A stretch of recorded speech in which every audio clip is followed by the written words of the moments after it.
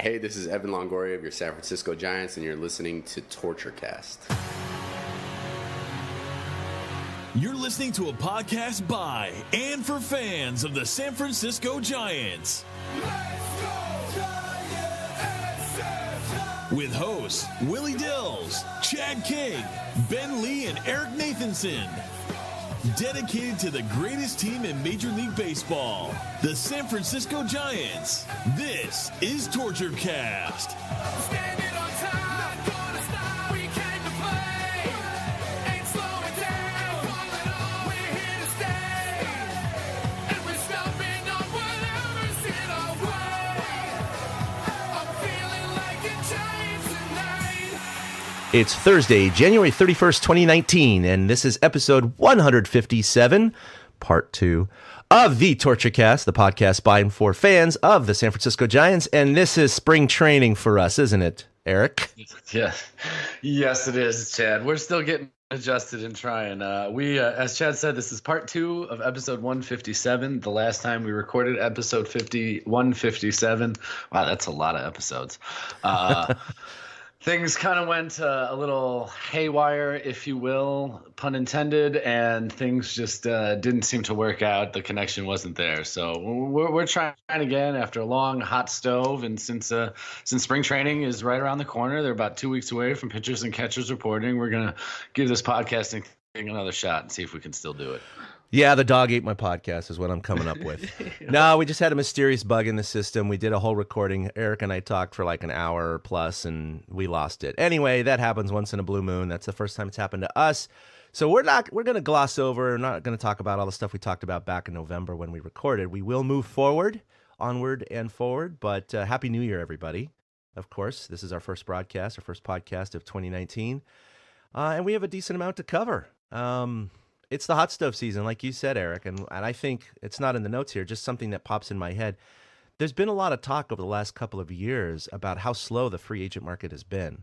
And you get guys that are signing into spring training, which, of course, happened last year with many very notable players, and like J.D. Martinez and others, right? I mean, he was signed in spring training had already started, and look at the season he had. Yeah. And there are a lot of players that are starting to gripe about basically collusion, that the owners are getting together saying, hey, look, we can't keep accelerating these contracts by creating this artificial market frenzy in November and December and signing these guys to insane contracts, which then raises the bar for all of the medium to medium upper level echelon players. It kind of pulls up those contracts. And so they're getting accused of basically trying to suppress these values. So they're kind of forced to sign at the last second for maybe below market value, and that's dragging the whole market down. Now, me as a fan, I do see that. I would say there is some evidence to that, but at the same time, I just don't think that the sport, it's sustainable to have these contracts accelerate at these insane market rates year over year over year. And it's like, look, what's the difference if you're getting $30 million a year or $25 million a year? I mean, let's break it down. It's like, come on, man. I mean, it's getting to a point Depends on where you're paying your taxes, basically. It's very true. If you're living in California, there's a huge difference. If you're living in Florida or Nevada or Oregon or something like that, where they don't have a state income tax, it's a little different. But I don't know. It's just the value of the sport is increasing. The owners are getting richer. The players are getting richer. And the fans are spending more money than they ever have at ballparks. And it's just, for me, I guess personally, for my pocketbook, I don't see a problem with it, but I know that the players see a problem with it because you don't want to have a system in which the owners do collude to suppress fair market value. So I don't know if you have any thoughts about that. Yeah, I get where the players are coming from. I don't think that the owners got together in some secret back room and said to each other, hey guys, this isn't like in the 80s, there was proven to be collusion.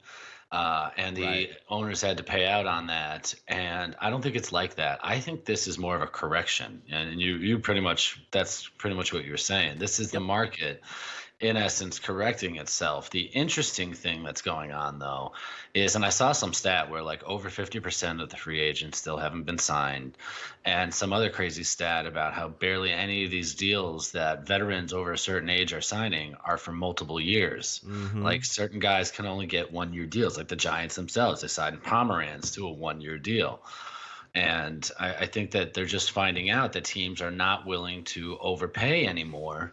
And it's not necessarily collusion. It's just the market kind of coming back to itself. Because like you said, with these accelerating, skyrocketing salaries, it's getting outrageous as to how much money is being paid, and that's how the owners feel about it. I don't care. I don't care if these guys make $50 or $100 million a year, but if they have a certain budget and framework to work within, but they keep raising, say, their top earner keeps getting raised up 10%, 15% a year, and he eats up a bigger percentage of your payroll, that can be a detriment to certain teams down the line, and they don't want to take on those contracts.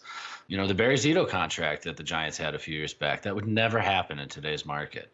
Never. And that's what I think. The Giants have a long history, and many other teams have a long history of signing these mega deals, these 7 to 10 year deals. And every single one blows up in their face, especially at the back end, if not even sooner than that. And, you know, a lot of teams have been burned by these deals. And so it hamstrings them for multiple years from being competitive. And I think for competitive, fair balance in the market, I'm not against this, signing guys for only 1 or 2 years. And you're right. It's a good point that you bring up that there's just not too many of these multi-year deals. You had, you know, the big one last year with Stanton, of course, but he was taken off from the Marlins, who had signed him to 10 years, right? $300 million.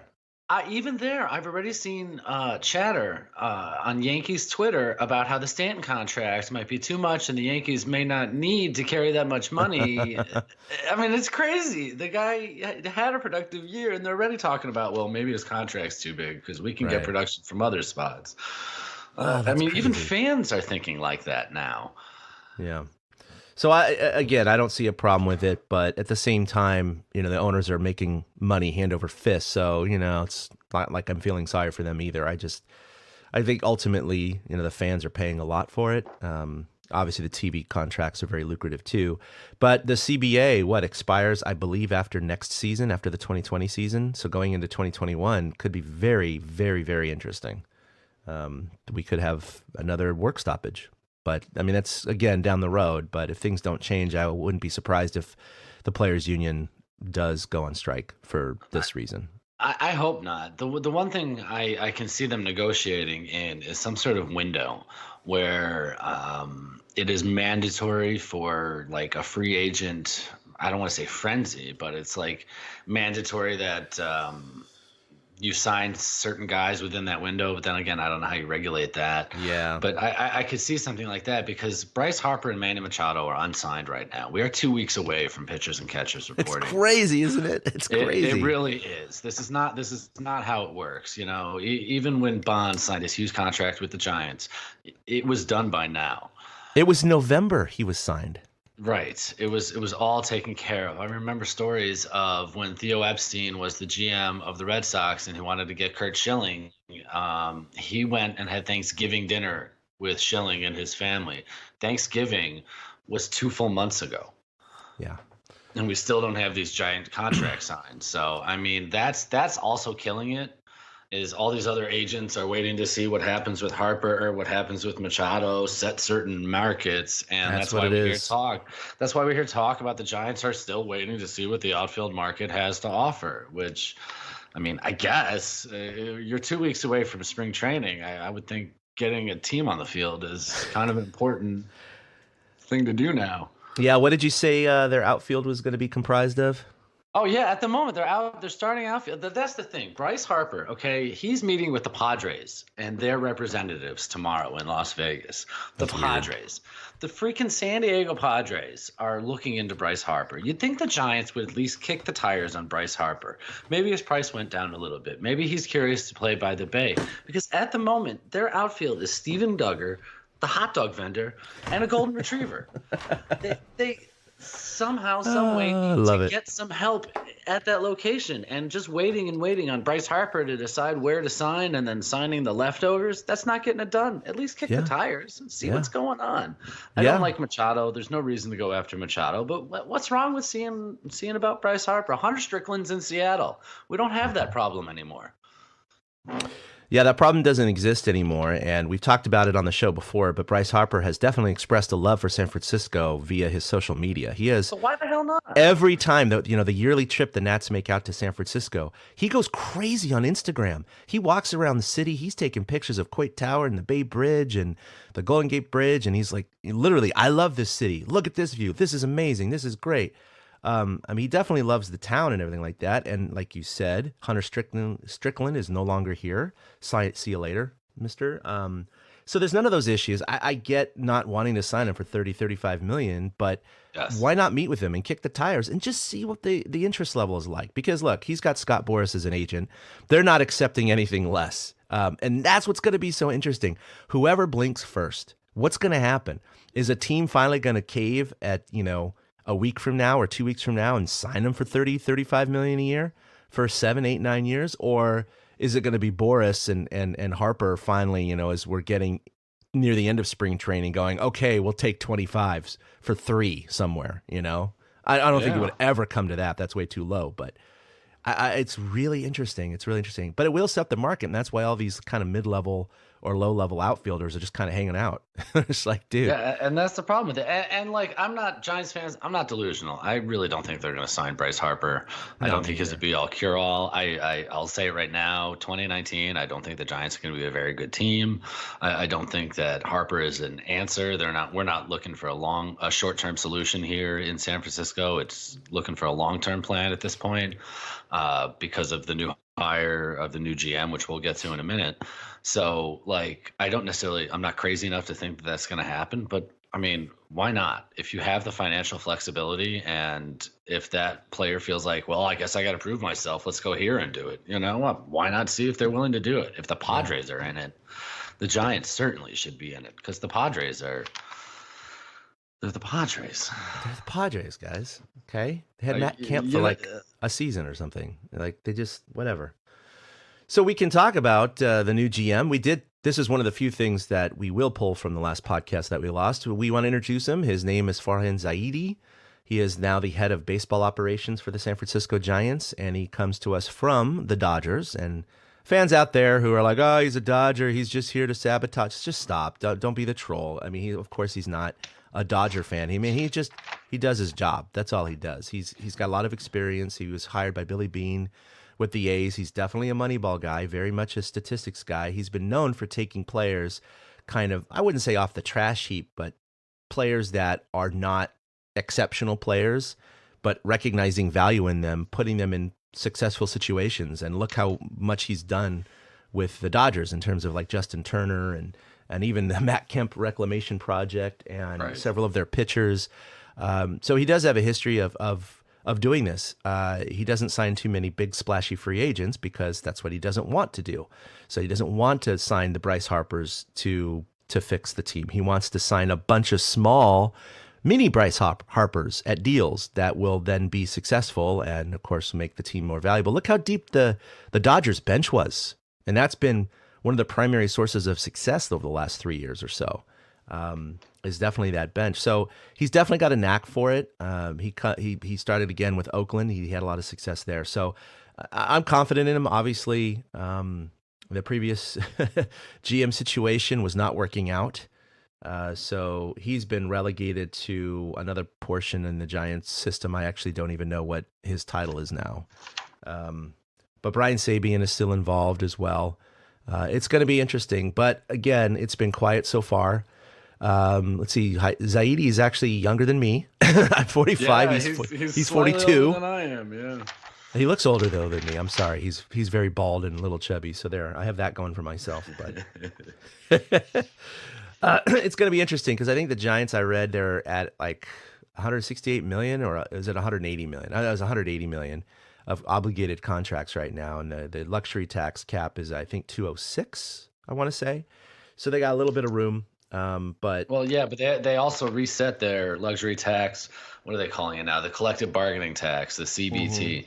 Mm-hmm. They've reset that, so they don't have to pay out as much if they go over the luxury tax threshold now. Because what would happen is if you went over it a certain amount of years in a row, it compounded.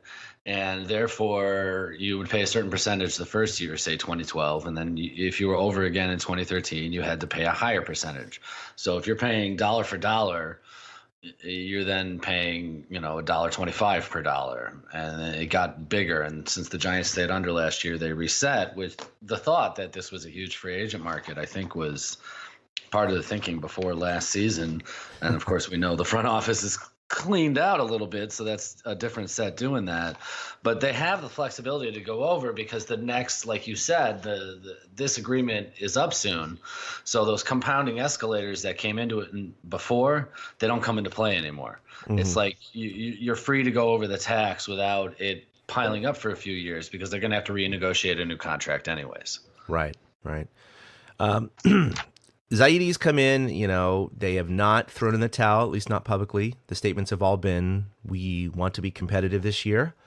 It is not a rebuilding year, but I'm not fully buying that, Eric. I think that that's what the public image they have to put out because they don't want season ticket holders and Giants fans to go, what, you're rebuilding? Well, screw you, I'm out of here. But I like you said just a few minutes ago, the Giants aren't going to be very good this year. And I think most fans and certainly the front office recognizes that. And even if they sign a couple of these mid-level outfielders, these are not team savers or season savers. This is it's looking very bleak for the Giants this year. And I don't think they're going to be the worst team in the West or the National League, but I don't see them even eclipsing 500 at this point unless something drastic happens. So, I mean, for me personally, because he kind of has to clean up from the previous GM regime, I understand as a fan if it's going to take a couple years to kind of rebuild and get back to a competitive balance or a competitive level. But I don't know how you see things. Yeah, well, I mean, you mentioned it when talking about Zaidi's resume. He is known for building depth, and depth's just not going to appear suddenly in your system. Depth is just not going to magically, you don't turn the corner and like, oh, okay, this guy's in charge. Now suddenly we have 7 Baseball America top 100 prospects. No, the Giants still have 2, Joey Bart and Helio Ramos, who actually fell quite a few spots from the year before to this year. He's at 92nd of the top 100 prospects. So depth takes time. So Zaidi has to take the parts that the Giants have that are valuable still without ruining the competitiveness of the team at the same time. And I think that that's the balance and the line he's trying to walk right now. I mean, he re-signed Derek Holland, which I was very happy to see. To me, that showed that he's not just looking for, 24-year-old parts to stick in places, that he is willing to understand that clubhouse culture comes into play and things like that. I think Derek Holland was a leader last year, and I think he'll be a leader again this year in the clubhouse because he's been through the rodeo and he really seems to enjoy San Francisco. He's going to miss his running mate, Hunter Pence, but he'll be good like that. But he did. I mean, he started off with depth. He took 2 guys in the Rule 5 draft, Travis Bergen, a left-handed pitcher from the Toronto system, and Drew Ferguson, a center fielder from the Houston system.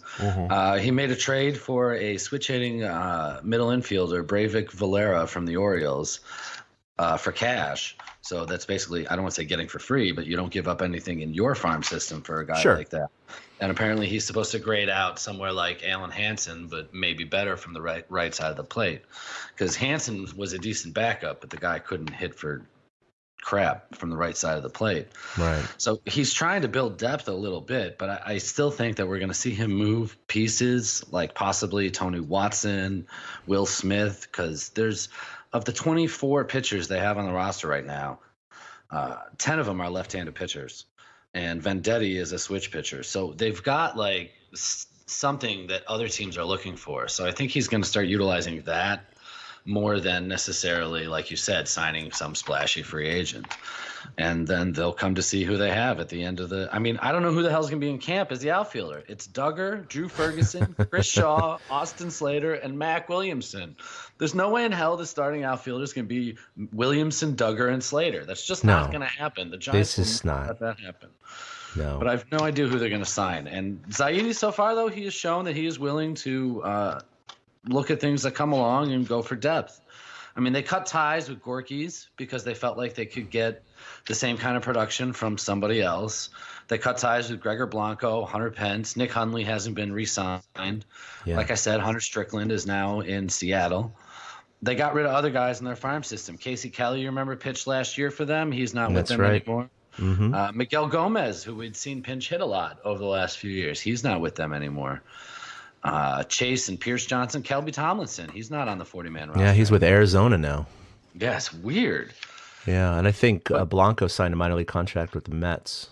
So, oh, wow. But good for him. Good for him, yeah. And you're right. Zaidi is basically looking at some of these Giants where we've kind of gotten accustomed to their names over the last few years. Not starters, but certainly bench guys and utility guys. And it's just, there seems to be not a retread, but, these guys keep coming up every year. And it's like, yeah, they're serviceable at times, but they're certainly not, they're not making or breaking the Giants season. And I think Zaidi is just trying to clear that chaff a little bit and bring some of that fresh blood that he might be identifying as, some of that depth that we've been talking about, because we already know how the previous guys have performed. And he's like, look, I think this new crop here will either be good trade bait if they perform well, or if they do give us depth, and that's the push we need right now.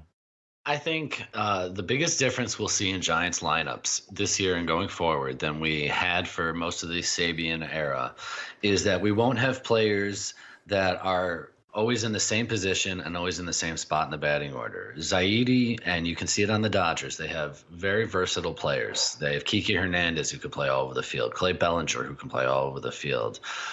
Jock Peterson can play pretty much anywhere in the outfield. They have guys that are versatile, and they bat all over the place in the order depending on matchups. And I think that'll be a real big change from what we've had in the previous past of having, Pagan leading off, Scutero second, Posey third, you know what I mean? Mm-hmm. Belt fourth, Crawford fifth. I don't think we're going to see that anymore. I think from what we've seen, he likes versatile players, and I think the Giants are going to trend in that direction of finding players that can play more than one position. Like, Zaidi is not a guy who would have made a trade for Evan Longoria.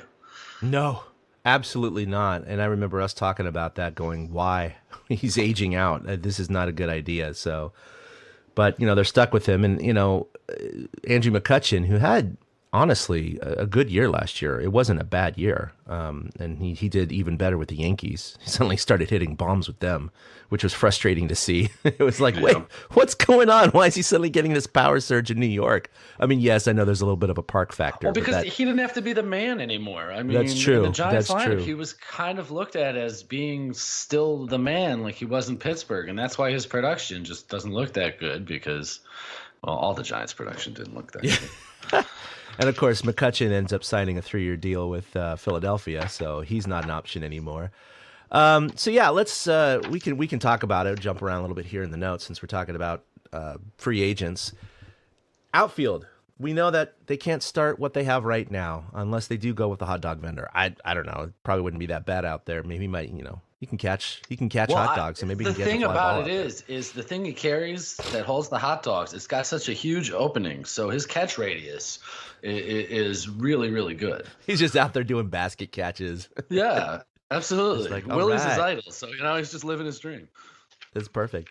So we talked about Harper and Machado, and we know that they're out there. But let's talk about some of the mid-tier kind of outfielders. And I was looking at this list, and it's fun because there's a lot of them that are even worse than these. They all have WARs last year of 0 or negative, right? These are the guys who at least had positive WARs, but it ranges from like a 0.5 WAR to like a 0.9 WAR. I mean, we're not talking about major impact players, but I do think that some are worthy of at least exploring. We have a Marwin Gonzalez, Cameron Maben, Adam Jones, Cargo, Bautista. Now, don't get me wrong, Cargo and Bautista, they're old. They're reclamation projects. Adam Jones is getting up there too. I believe he's 35, if I'm not mistaken. Nothing is exciting here, Eric. That's the problem. Is there's just nothing going on. Even a Denard Span. I know, right? It's very, very depressing. So, and that's part of the problem is the Giants don't really have a whole lot of free agent depth to go with in terms of their outfield. I think they're going to grab one of these guys just because I think they're going to feel obligated to grab a veteran, as opposed to relying on a bunch of inexperienced outfielders. But at the same time, these guys aren't going to be earth-shattering help for the Giants. And so I don't know. I would have my eye a little bit more on Marwin Gonzalez than anything because of his youth and his flexibility. But Adam Jones wouldn't be the worst either. But I would say stay away from Cargo and Bautista. And Bautista, I think that ship's already sailed. I mean, you've seen him get bounced around the league. No one really wants him. They'd sign him for a couple of months for his power and then let him go. So he played for like the whole NL East last year. Exactly. He was like picked up, release, picked up, release, picked up, release. So he's like a cheap date right now. Yeah, it's funny looking at this list. Marwin's who I like too, because it falls right in with the versatility I talked about. I mean, this guy, I believe, started a playoff game at second base. Yeah. So he can move all over the diamond. Looking at this list, Denard Span's really not a bad thought. He seemed to have a little resurgence when he went to Seattle after his stop in Tampa Bay, and it's totally worth seeing if he wants to play on a 1-year deal and run around out there. I don't know. I guess you would put him in right field. Yeah. Gonzalez would probably slot in left field. And I don't know if they're going to look to platoon Duggar. I'm hoping not. I'd like to see Duggar get at bats against both righties and lefties. But if they're looking to platoon Duggar, a guy like Adam Jones is somebody that they might look into. And I don't know. Cargo, it's funny. I remember last season looking at the free agent crops and seeing that Cargo hadn't been signed yet and being surprised by it. I wouldn't be shocked if you mentioned it, veteran presence. Adam Jones and Cargo fit in that veteran presence category, but Denard Span also eats that up at the same time. Yeah. And it's a place he's been before too, so he would feel comfortable already. You would hope, unless he just absolutely hated it in San Francisco and doesn't want to come back. But there isn't. There's no like splash sensation out there aside from Bryce Harper. There's nobody that's going to immediately turn them from a 78 win team into an 84 win team. That's just not going to happen. Nope. So I would hope that they would just sign, maybe I don't mind them signing guys on 1-year deals this year. This is part of why I mentioned earlier, the Giants are not going to be that good this year. And this rebuilding is going to take a couple years. So I don't mind if they sign a couple guys on 1-year deals just to see what they can do. And then I don't mind if those guys go off to other teams and they plug other guys in next year. I'm totally okay with that. That seems to be working in baseball these days. I mean, the Red Sox won the World Series in 2018. They also won in 2013. There's only one guy, Bogarts, who was on both teams. God, is that right? Only one? Yeah. I believe it's only Bogarts. That's insane. Wow. Right. So, I mean, at least it was on the active 25-man, during the playoffs. Yeah. Because I'm sure Pedroia might have been on the active earlier in the year. No, but that really shows you the turnover that, they were able to win 2 World Series just 5 years apart with completely different rosters. That's amazing. I mean, look at our own Giants. We had only the core 4 and Buster. Aren't those the only ones? And Madison Bumgarner. Yeah. Aren't those the only 6 that were on all 3 teams? I believe so. I believe so, yeah. They had high turnover. I mean, because that's what the 2010 team was a lot of guys that had to prove themselves. So I don't mind when a team is competitive with a bunch of guys that have to prove themselves. Those are the teams that will play good games in August and September. And as Giants fans, I can't ask for anything more than some competitive baseball, because the brand of baseball the Giants have been playing in the last 2 years is worse than watching paint dry. It's so freaking boring. It's just bad. They have to get the perfectly placed hit at the perfectly right time every time. And if something changes and their offense is better, to me, that will be the biggest win from 2018 to 2019. That will tell me that Zaidi has a plan and that they are starting to move in the right direction, which is why I'm totally good with. I mean, Cameron Maybin's somebody I totally would take too. I really would. He's versatile. He can play all around the outfield. He can pinch hit. He can steal you a base. I'd be totally fine if they do that. Just do not throw Duggar, Slater, and Williamson out there and see what happens. Just please don't do that. Yeah, nothing signals rebuilding more than that outfield. That would be That's a September ridiculous. Outfield. That's a September 2016 outfield, not a September an April 2019 outfield. It is not. I think it's also interesting to look at some of the pitchers that are out there. I think the Giants are going to be okay with their pitching as it stands right now. It doesn't mean that an overabundance of pitching would be bad, especially with the luck they've been having the last couple of years with injuries. But I don't know what these guys would command, but wouldn't a Dallas Keuchel be interesting in the National League? I don't know. I think he would be. Not really a Gio Gonzalez. He's kind of been worn out, I think, in the NL. Clay Buchholz could be another one as well. But those guys are going to command bigger contracts. So, and typically with pitchers, you're not getting 1-year deals. It's still more traditional, at least 3-year deals for pitchers. They just seem to be more valuable and more coveted by teams. But we'll see what happens with those guys. And the Giants, are probably not pursuing them. Again, they got to save their contract money right now for creative financing and signing outfielders. Well, I mean, they've shown they signed. You mentioned starting pitching. They signed left-handed pitcher Drew Pomeranz. Yes. He was with Boston the last few years, and he didn't pitch in the playoffs at all. But he falls right into that versatile category. He can start. He can relieve. Although they are looking for him to start. But I mean, in 2014 when he was in Oakland, and who else was in Oakland? Zaidi. He's where is it? He started 10 out of 20. He started 10 games, appeared in 20, and he had a 2.35 ERA, 5-4. Right. That's the kind of guy that Zaidi's looking at when he signs him. Yeah, the next year, not too bad, 3.66. Obviously his best year, I guess you could say, you'd argue, is San Diego in 2016. Well, that you'll is your see National League. Yeah, but 2017 too. That's the for Boston. I mean, that's his biggest output: 173 innings. Yeah, 32 starts, 17 and 6. Yeah, he was not bad. And so the Giants, again with versatility. So I agree with you. I think they're pretty set at pitching. I'm looking at the starting rotation, and Zaidi came out and said that he wanted to use Rodriguez and Suarez as depth. He didn't want them necessarily to be the rotation to start the season. Yeah. And after re-signing Holland, you got Pomeranz, you got Bumgarner. If Samardzija is nobody knows. Samardzija is a huge question mark. You've got 4 of the rotation there, though, already, and they're very left-handed heavy.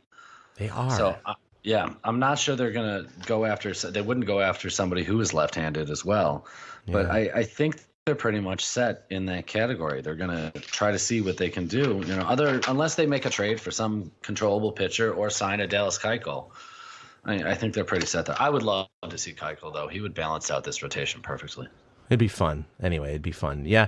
And, getting back to one more thing about Zaidi, we did touch upon this in our Lost podcast, but there are rumors over, November and December that they were looking to trade Bumgarner before the season. Those have since evaporated. It looks like he's definitely going to be on the roster as we start the season, but that doesn't rule out a midseason trade before the trade deadline. And I will say this being the last year of Madison's contract, if the Giants are struggling and, not competitive come June and early July, I mean, why?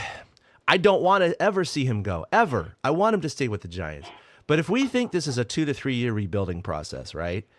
I don't know how much value Madison's going to add to this team other than just being nostalgic and adding a few wins to a really poor team. If they can get a really good package for him in his last year of his contract, well, I hate to say it, but financially and logistically and competitively, that makes sense. I just don't want to see that happen, Eric. I don't. I want to see the Giants at least be like floating around 500 so they have an excuse to keep him. But at the same time, if not trading him eventually or ultimately hamstrings the Giants for the next 2 or 3 years, then I don't want to see that either. So it's hard to say. It's an emotional call. Zaidi is not going to be attached emotionally, so he's the right guy to make that decision, I guess. I think just by firing Evans and bringing in Zaidi and being this open, the Giants brass is basically saying we're open to turning the page. Yeah. And if trading Madison Bumgarner it would have to be, I'm with you, a decent package. You can't just offload him for 2 minor leaguers at the last second because you feel you need to. In that case, you just let him walk. Yeah. But I'm also, it's funny too, because you couldn't have done something like this to me under Bobby Evans and Brian Sabian being in charge. Fan feedback on that kind of a move of trading Bumgarner would be crazy. Everybody would go bonkers. But by having Zaidi come in, and he's not a hatchet man, but by having him come in and make these tough decisions and these moves that need to be made for the best of the ball club, it's a lot easier to take than from the guys who brought us the championships. That's just my take as a fan.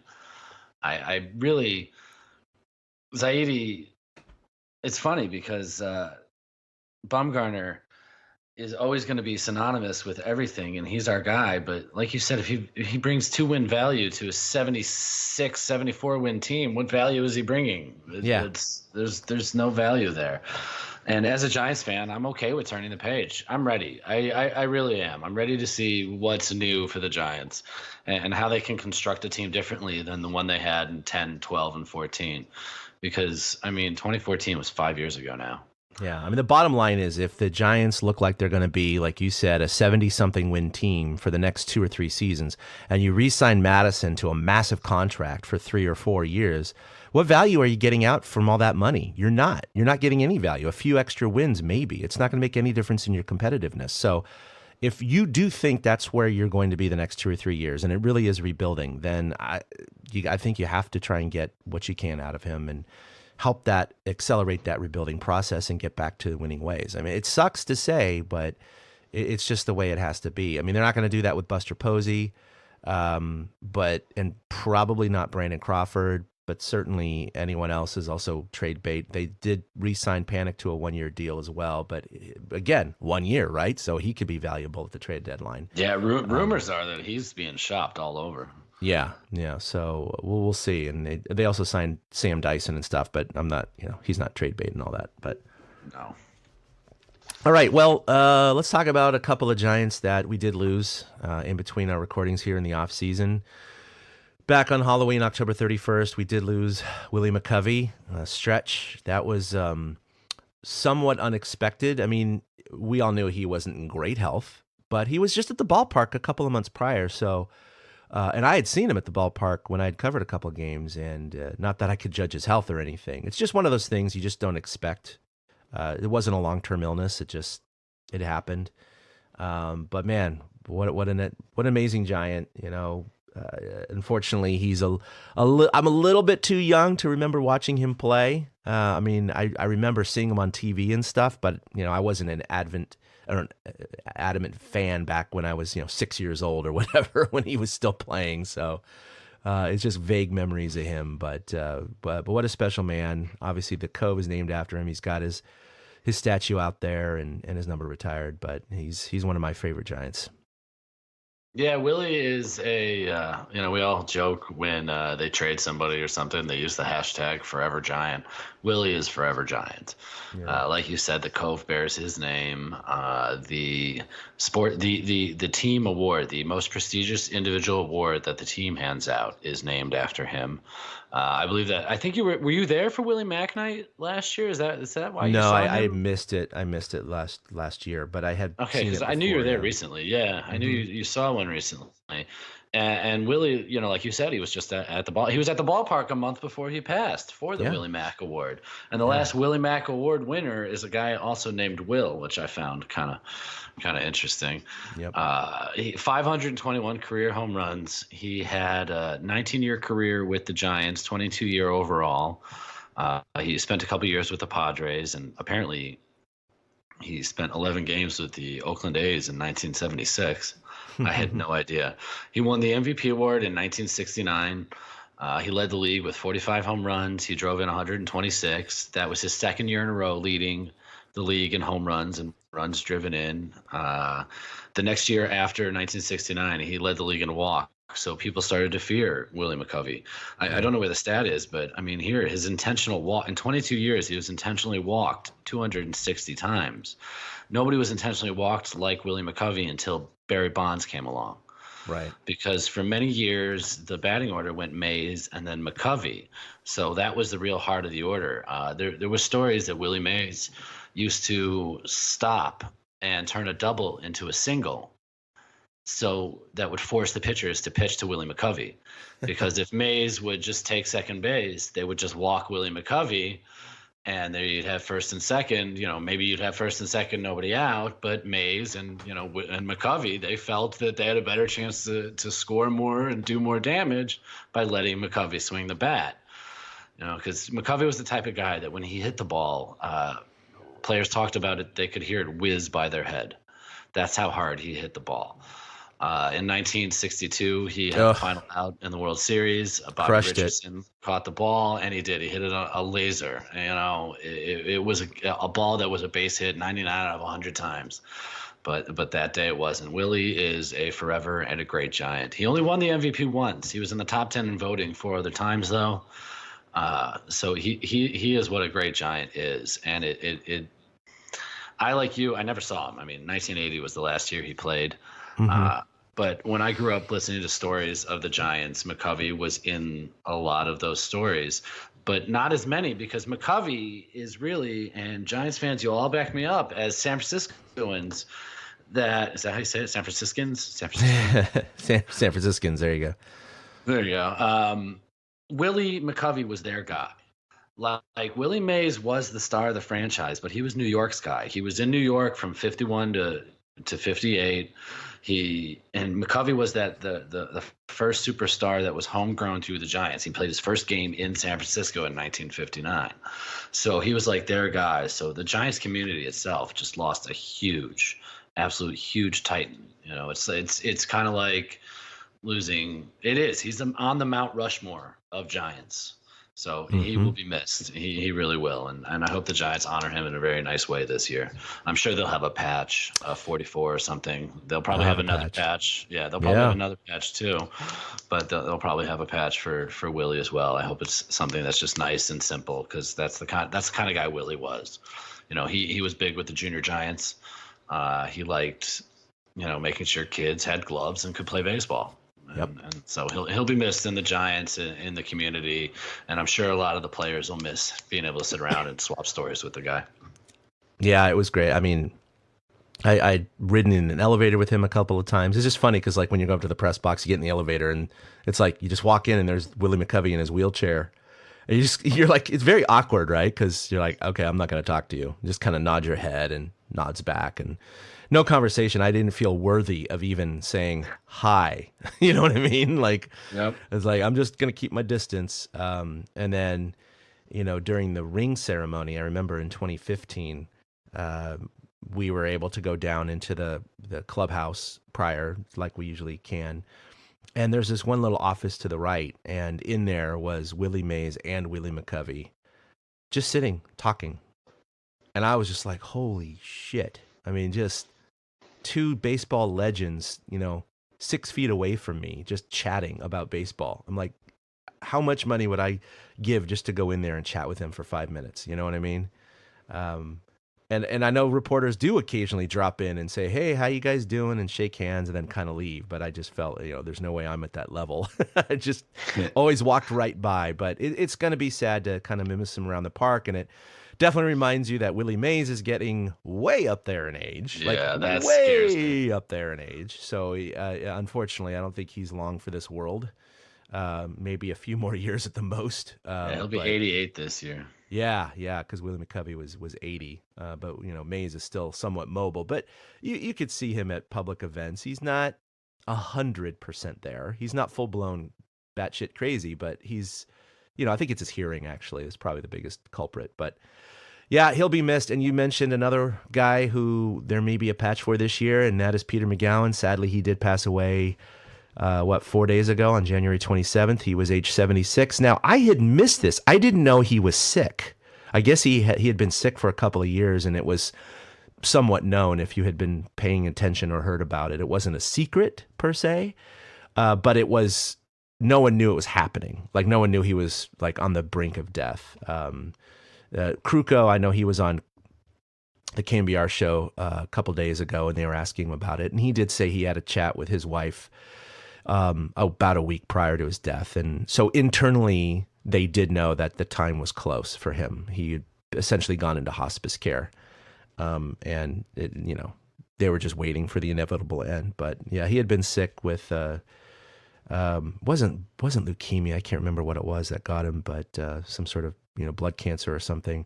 But I tell you, Eric, we would not be talking about the San Francisco Giants if it wasn't for Peter Mcgowan. And I remember, and I'm sure you do too, but here being in the Bay Area, how big that news was where, you know, Bob Lurie was selling the team to Tampa, and he had a verbal agreement in place. And that was it. The Giants were going to Tampa. That's it. Done. It was a done deal. It wasn't signed, but it was all but done.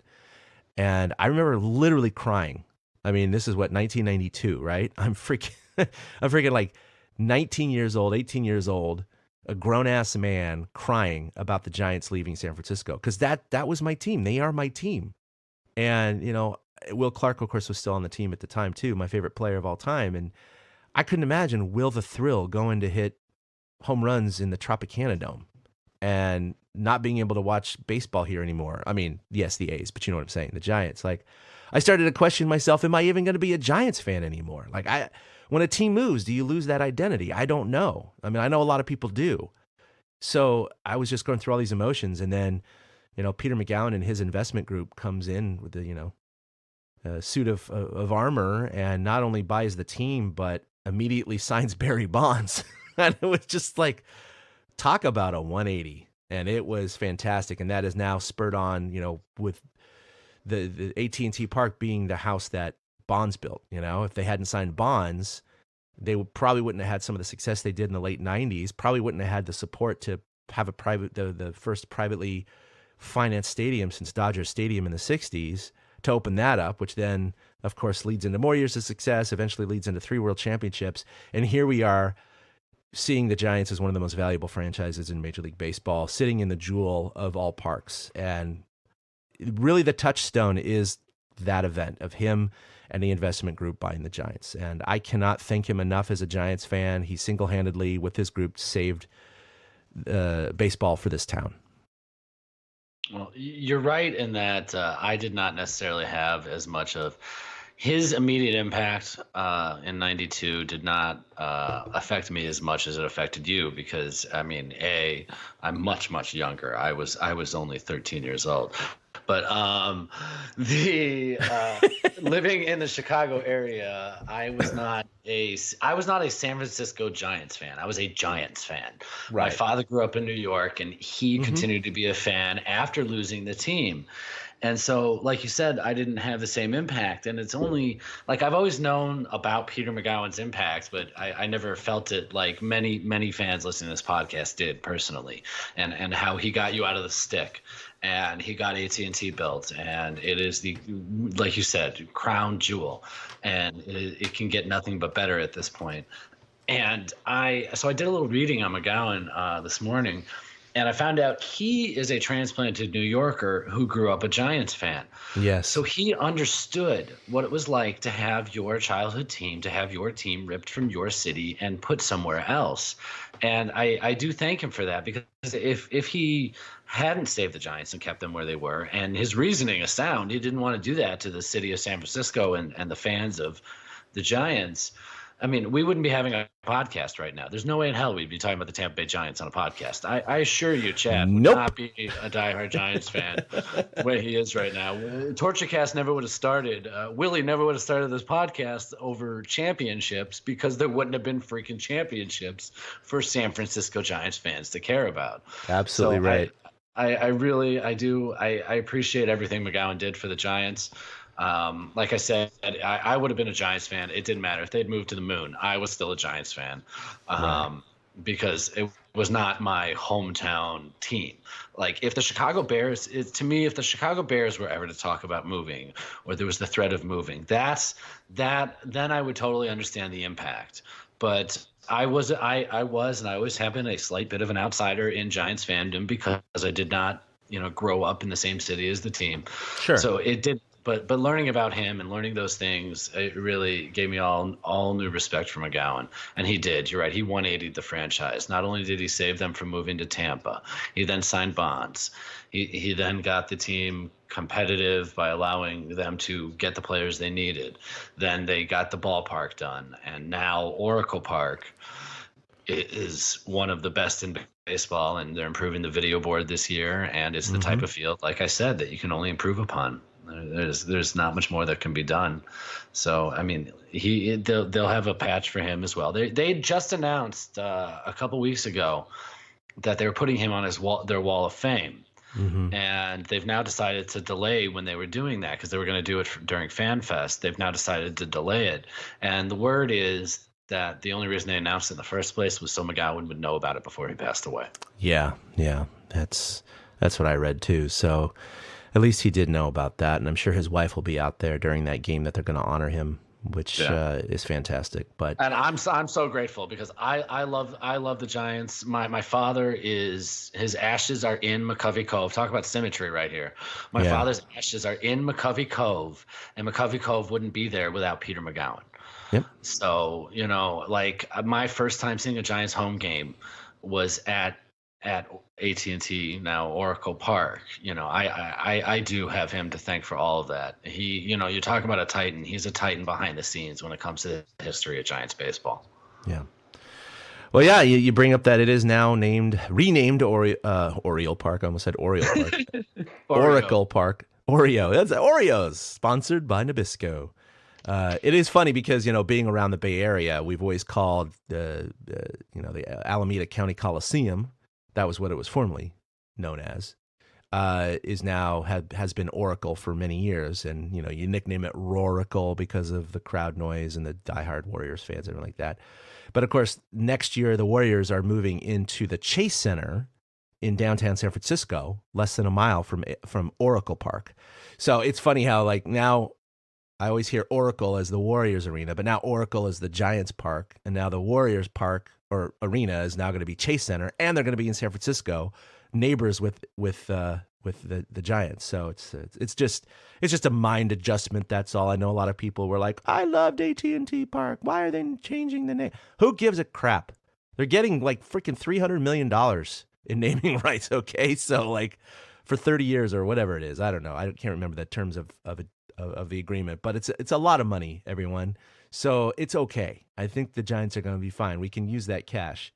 I don't really care what it's named, as long it's still a beautiful ballpark. Yeah, the Big O. That's what I want to go with. The Big O. The Big O. Yeah. I mean, look, this is the fourth name for the park, so it's not like, oh my God, it's Wrigley Field, which, by the way, was named after the guy who started Wrigley Gum. So there is a corporate connection there. But the point is, who cares what it's called, guys? It opened up as Pac Bell, but it changed to SBC, and then it changed to AT&T. Now that was all the same entity. They just were dividing up their company from the little bells to the big bells and all that stuff. But now it's actually transitioning to a new corporate identity, being Oracle. But who cares, everyone who's getting bent out of shape about it? It doesn't matter. It's a lot better than Guaranteed Rate Field on the south side of Chicago. That's right. Oh, God, that's so bad. I'll take Oracle. You can play with it, things were happening at Oracle today. Headline writers can still play around with it. It's not Guaranteed Rate Field. There was some talk that they might they thought Henry Schulman speculated, but this proved to be untrue, that they might name the field Willie Mays Field at Oracle Park. Yeah, like they did with Rickey Henderson Field. Yes, but we'll just have to settle for the statue and the 24 palm trees at the moment in Willie Mays Plaza. So I guess that's enough Willie for now. Yeah, I think they're good there. So yeah, probably. All right, so we can wrap this up talking a little bit about the Hall of Fame was announced, and it was interesting because a lot of the public ballots that were released had bonds floating around 70%. We knew that wasn't going to be the final number because typically the guys who hide their ballots don't vote for Bonds and Clemens in the same percentage as the ones who release their ballots, and that's indeed what happened. Go ahead. You want to read the percentages? Yeah, sure. So two guys, Harold Baines and Lee Smith, were voted in during December. They got voted in by a veterans committee. It's, I believe, the modern day veterans committee. And the Giants tie with Harold Baines and Lee Smith is that Lee Smith works for the Giants now. He's a minor league pitching instructor. He's actually a roving pitching instructor. He worked in Scottsdale during the fall. So Lee Smith is currently a Giant. Harold Baines, I'm not going to get into the fact that there's no way in hell Harold Baines should be in the Hall of Fame. That's such a joke. Honestly, do you agree that? I mean, I grew up watching Harold because I grew up watching both Cubs and Sox games. Yeah, no, he's a good player. I have nothing against him. He's not synonymous with Hall of Fame. I mean, that's a joke. Yeah, I never in my life watching him thought Hall of Famer. You're going to reward him with the Hall of Fame, or even an Edgar Martinez, and we'll get to him because I have problems with that too. By the way, but Wow. not as much as Harold Baines. But yeah, it's just ridiculous, these soapboxes that some of these writers stand on. I'm getting tired of it. It's like, where were you during the actual steroid era? No one spoke up about it. Now that it's all been out there, now they're like, well, he disgraced the game and all this bullshit. It's like, we can go back to all the other people that have abused drugs or performance enhancing this, or were womanizers, or abused alcohol, or gambled on the game, or whatever that, you let into the Hall of Fame. It's just, I don't know. It's hypocritical for a lot of these people. Okay, before we touch on the ones that made it, I'll stay with Bonds and Clemens' theme here. Bonds got 59.1, Clemens got 59.5%. So like you said, Bonds was publicly trending around 70. And then the guys that don't reveal their ballots publicly tend to not keep Bonds and Clemens on the ballots. Two things that stuck out to me here. One, Clemens is named on more ballots. I honestly think that's a racial thing. Roger Clemens is white, Barry Bonds is black. I just do. I think, and it might be not necessarily like, oh, he's black, I'm not voting for him. No, just this person might have some racism in the back of their head they don't even realize, and might be more willing to check off and forgive a white guy than a black guy. That's just an observation. Another one is that Sammy Sosa is way down there when it comes to these guys.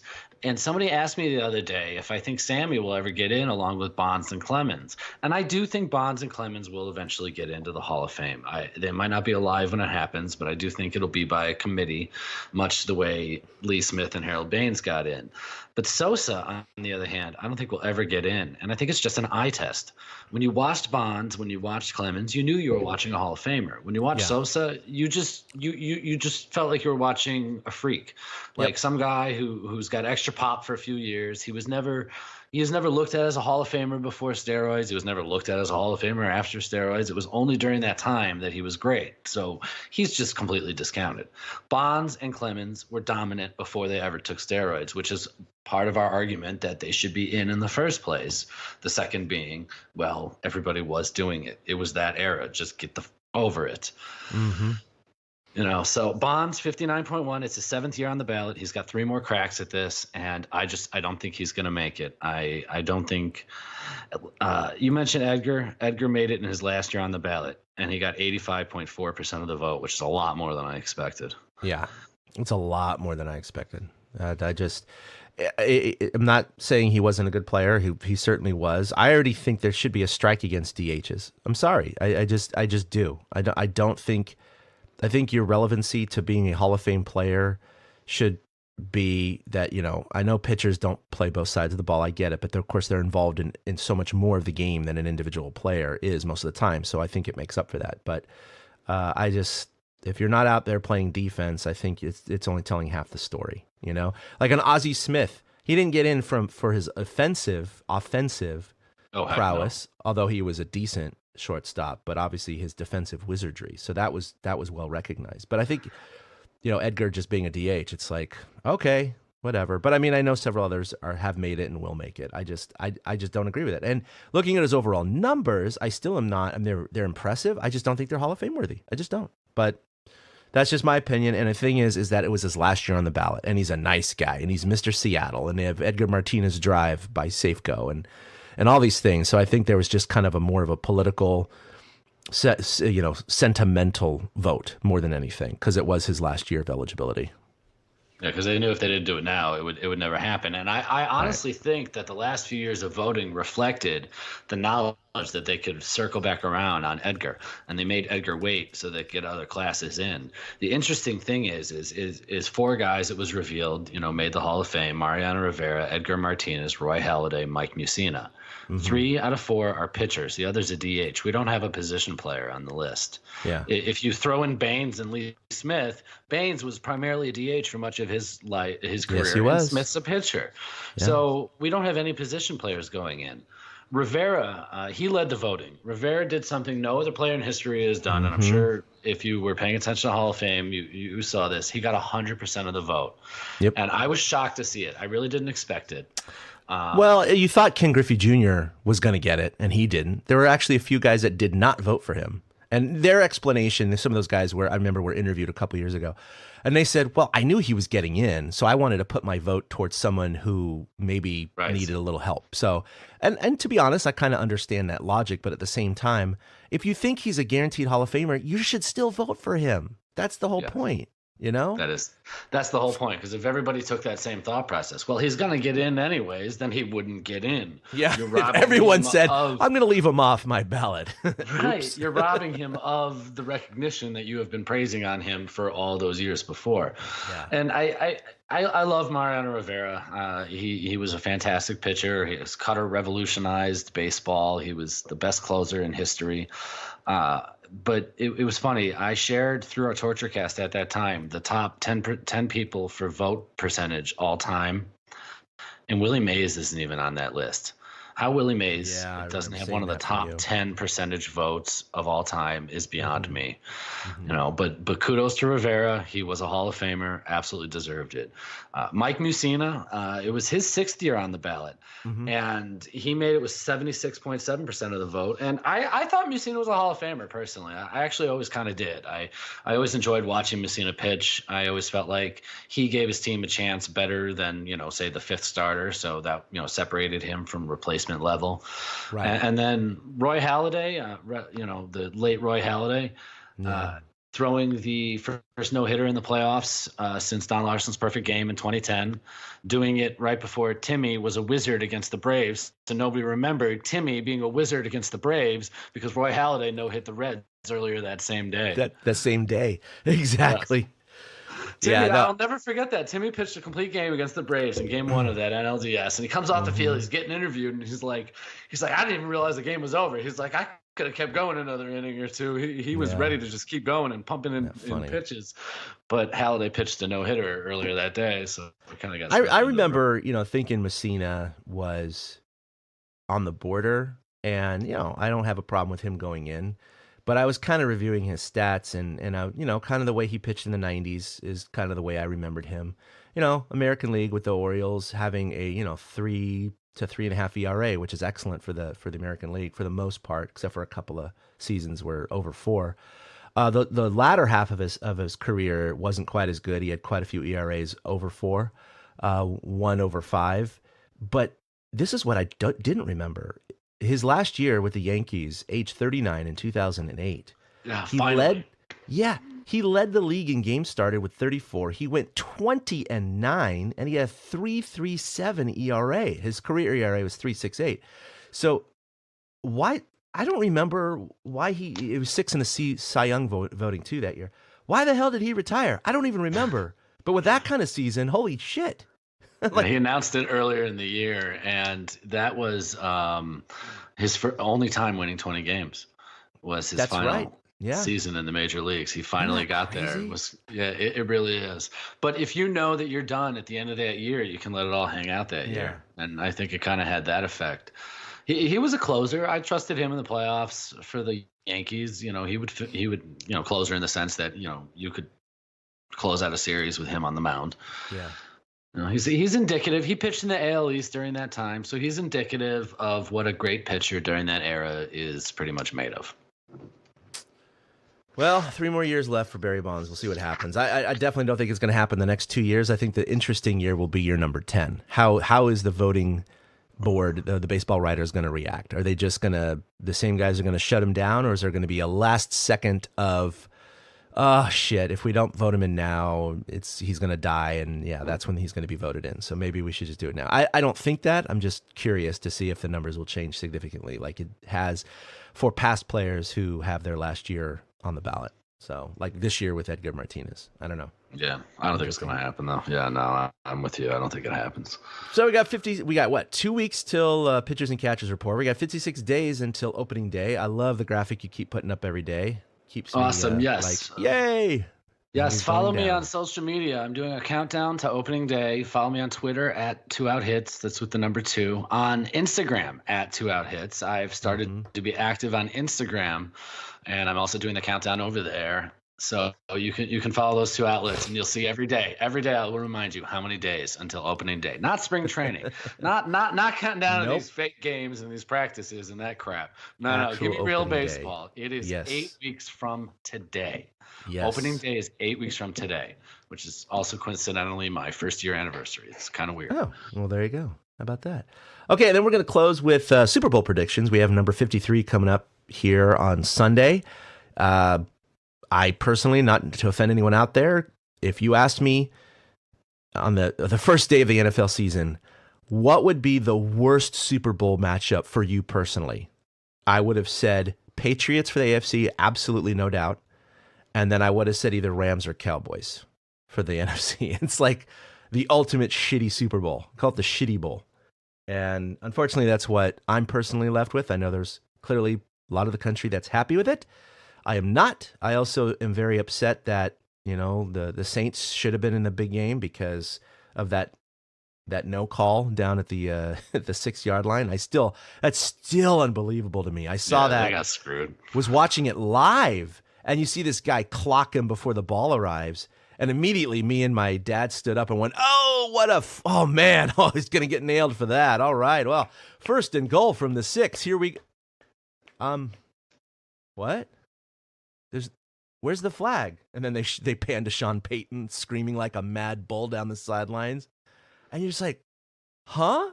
And then they show the first replay slow-mo, and you're like, what the hell?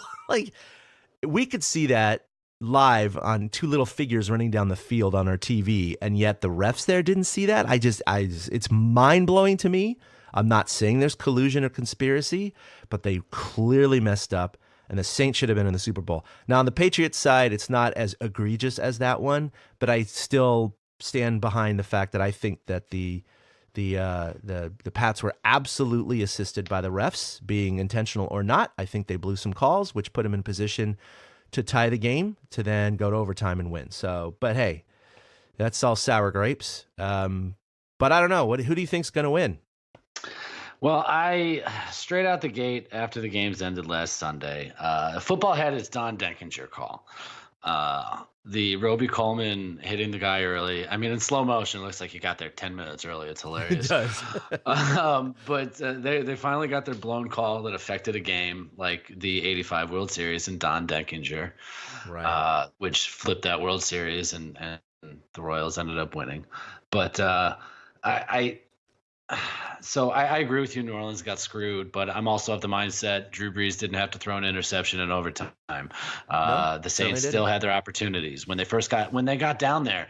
I don't know why they were thrown on 1st down. So I'm of that mindset as well. And when it comes to the Patriots, I thought they just looked overall like the better team on the field. I love watching the Chiefs. I was so rooting for the Chiefs. I love watching them play. Patrick Mahomes is so freaking fun. He reminds me of a middle infielder. The way he moves his body, because he can throw from any arm slot and he can throw on the run. His balance doesn't have to be perfectly on, and he throws around things, much like a second baseman or shortstop turning two, having to throw around the runner. Oh, he adjusts the arm angle all the time. Yeah, it's right. Awesome. So he really reminds me of that, which makes sense. His dad, Pat Mahomes, was a baseball pitcher, so he's naturally gifted with that athletic ability. But I thought the Patriots were a better coach team and just played better on that Sunday. And because of Belichick and the coaching and what I've seen him do in this year's playoffs, my first thought after the games that day were, oh my God, the Patriots are going to blow the doors off the Rams. And then as I've listened to podcasts and read slowly, I'm like, okay, the Rams can hang in there. The Rams can do this. The Rams can do that. And then I realized, you know what? That's what everybody does. They make their initial pick and then they talk themselves out of it for the next 2 weeks. So screw it. I'm sticking with the Patriots. I think they're going to win, and I think they're going to win big. I think it's going to be by double digits at least. Oh, really? Yes, I think Belichick's going to have another fantastic game plan. I think this is going to be I honestly think that this is their crowning moment, because this is their 3rd straight Super Bowl. It'll be 2 and 3 years for them. It'll be, what does that make it? 6 wins for Brady. Yeah, and this is his 9th Super Bowl.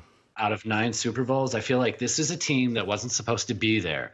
And Yeah. from coaching and Tom Brady, they have managed to put themselves in a position to do it again. And I feel like Belichick and Brady, they're so relaxed at this point. There's no It's just another there's no- game for them. Right. There's no legacy defining moments on theirs anymore. Yeah. Their legacy is not going to change. Tom Brady is a Hall of Famer. He's the greatest quarterback of all time, in my opinion. I may not enjoy watching him play as much, but I mean, he is. He's a surgeon when it needs to be. Bill Belichick, probably the greatest football coach of all time. It's just going to go down that way. So their 9th Super Bowl is not going to make or break their legacies. So No, I it's think not. they're so comfortable. They don't want to lose again. Last year left a bitter taste in their mouth. So I think they're going to run all over the Rams. And I mean that literally. I think they're going to run Sony Michel like crazy. I think James White's going to get involved catching the ball again. And I think they're going to take Todd Gurley out of the game, much the way he disappeared 2 weeks ago. Yeah, I don't know what happened to him mentally, man. He just checked out. He got more reps on the exercise bike than he did on the field. It was unbelievable. So I'm going to take the Patriots. I'm going to take the Patriots big, something like 34-17. Yeah. All right. Look, no matter how much I hate and despise and just cannot stand the Patriots, they are a very well coached team. They're 5-3 in Super Bowls, but if you look at their history, almost every single Super Bowl has been close, whether it's been a win or a loss. And so I expect this game to be somewhat tight too. I don't think they're going to win by double digits, but I do think they're going to win. I think they're going to win by, let's say, a touchdown or less, like 7 or less. It just seems like every Super Bowl is tight. Gone are the days of the 49ers just destroying the AFC in almost every Super Bowl they were in. I mean, 55-10. Right. Yeah. 48-21. Yeah. Exactly. They just crushed almost every time. The Bagels was like really the only close Super Bowl they had.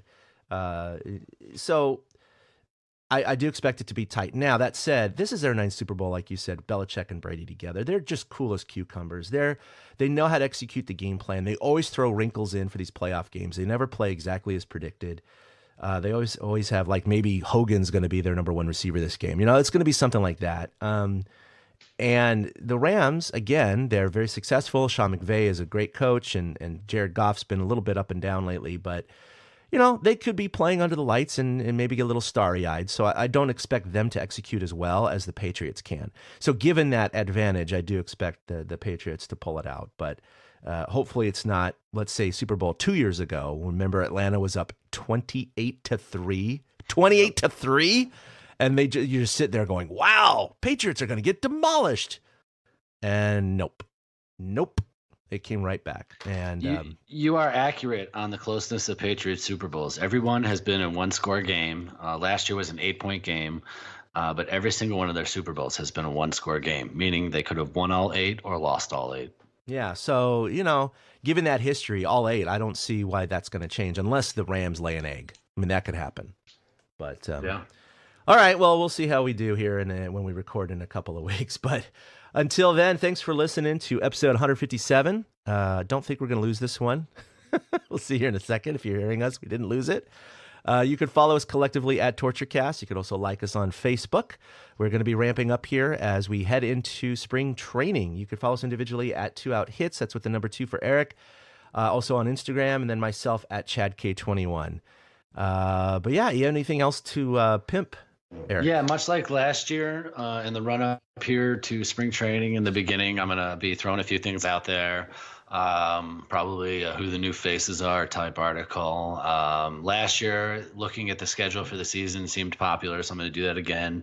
Circle some dates on the Giants calendar, get the motor running for the season. Just because they're not going to compete for a championship doesn't mean that we can't enjoy Giants baseball for what it is this year. Enjoy those Giants-Dodgers games, rivalries, enjoy when past Giants come back to town, things like that. So there's a lot of good stuff ahead still for us and the Giants. So I'll probably be putting a few of those out in the next month. Awesome. All right. Well, we'll see you next time for 158. Until then, a boom.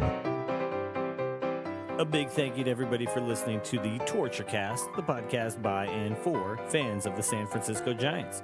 Follow us on Twitter at TortureCast. You can also like us on Facebook or check out our blog at torturecast.com. I also want to say thank you to Ashcon and Bailey for letting us use their song Feeling Like a Giant for our intro. For Ben Lee and Chad King, my name is Willie Dills saying, we'll see you next time.